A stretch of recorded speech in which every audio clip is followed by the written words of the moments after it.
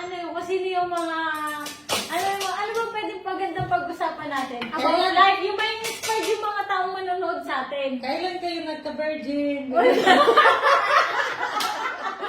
Ay, pwede yan, pwede yan. May, dapat lagyan natin ng inspiration. Yung pwedeng ma-inspired yung mga nakakarami bilang isang OFW. O, diba? Yun. O bilang isang single mom at bilang isang magkakaroon pa lang, magiging mom pa lang. Ayan. Ayan. Okay, sige. So, umpisahan na. Wait, abang kumakain tayo. Sino unang magtatanong? Ikaw muna yung, Ito, kasi yung pinakabata. Hindi, ikaw yung host. Ay, ako yung una. Ah, sige. Pero yung tanong mo para kay Joanne.